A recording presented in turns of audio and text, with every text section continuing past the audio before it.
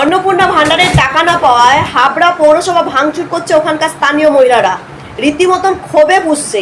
কিভাবে ভাঙচুর করছে, কিভাবে আন্দোলন করছে, একটু ভিডিওটা দেখে নিন।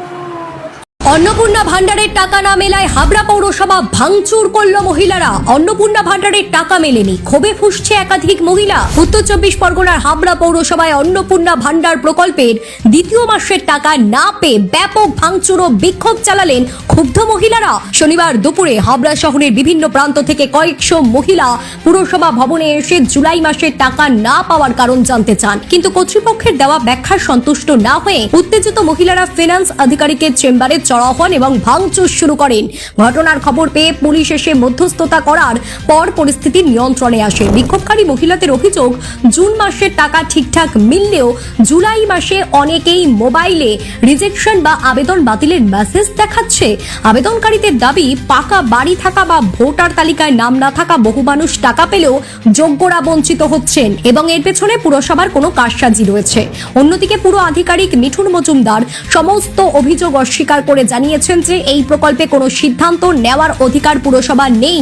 তারা কেবল আবেদনকারীদের তথ্য ওয়েবসাইটে আপলোড করেছেন, তাই ফর্ম কেন বাতিল হলো তা তাদের পক্ষে বলা সম্ভব নয়। যাদের অ্যাপ্রুভ লিস্টে নাম আছে অথচ পেমেন্ট পাননি, কিন্তু ব্যাংকে গেছেন, গিয়ে দেখেছেন যে আপনাদের ডিবিটি লিঙ্ক ঠিক আছে, আপনাদের অ্যাকাউন্ট সচল আছে, কিন্তু তা সত্ত্বেও অ্যাপ্রুভ লিস্টে নাম থাকা সত্ত্বেও আপনারা পাননি, তারা একটা অ্যাপ্লিকেশন দিন।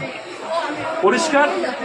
এবার 2 নম্বর প্রশ্ন, এবার 2 নম্বর প্রশ্নে আমরা বলেছিলাম যে যারা এখনো টাকা পাননি তারা 7 তারিখ অবধি ওয়েট করুন। গভর্নমেন্ট লটে লটে টাকা ছাড়ছে, যতটা ছাড়বে আমরা অ্যাপ্রুভ করে দেব।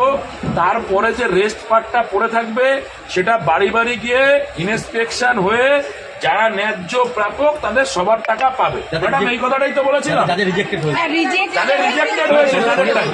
রিজেক্ট কি কারণে হয়েছে সেটা আমাদের কাছে নেই। আমি বলি আমাদের লোক দিয়ে যেটা ইন্সপেকশন করেছিল সেটার উপর থেকে কোনো রিজেকশন হয়নি। সেখান থেকে একটা লিস্ট জেনারেট করে বাদ দিয়ে লট ওয়াইজ জেনারেট করা হয়েছিল, সেটাকে আমরা এক ক্লিকে অ্যাপ্রুভ করে দিয়েছিলাম। এক রাতের মধ্যে 19,000-এর উপরে বেনিফিশিয়ারিকে আমরা অ্যাপ্রুভ করে দিয়েছিলাম। রাত 7টা থেকে রাত্রি 10টার মধ্যে 19,000 বেনিফিশিয়ারি আমরা অ্যাপ্রুভ করেছিলাম। সেখানে আমাদের কোনো চেক করার অপশন ছিল না, কে বড় লোক, কার 4তলা বাড়ি, কার নেই, কার গাড়ি আছে, কার নেই, কে সরকারি চাকরি করে, কে করে না, কেউ তারা ভুল তথ্য দিয়েছে, সেই বলেই হয়েছে। এখানে সেখানে দাঁড়িয়ে আমরা কিন্তু কোনো রকম ভাবেই তাদেরটা ইন্সপেকশন করতে পারিনি। ভেরিফিকেশন জাস্ট গভর্নমেন্ট দিয়েছিল, আমরা ভেরিফাইড করে পাঠিয়ে দিয়েছি। ইন্সপেকশনটা হয়নি।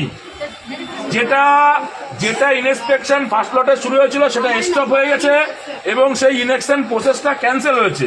ক্যান্সেল হওয়ার পর গভর্নমেন্টের ক্রাইটেরিয়া অনুযায়ী আমাদেরকে যে গাইডলাইন দেওয়া হয়েছিল সেই গাইডলাইন অনুযায়ী আপনাদের কাজ করে দেওয়া হয়েছে।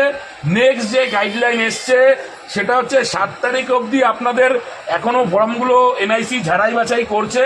সেই ফর্মগুলো ঝাড়াই বাছাই হয়ে যাওয়ার পর যারা রিজেকশন লিস্ট থাকবে সেটাকে ইনকোয়ারি করে তারা যদি ন্যায্য প্রাপক হয় তাদের টাকাটা যাবে। আরো নতুন নতুন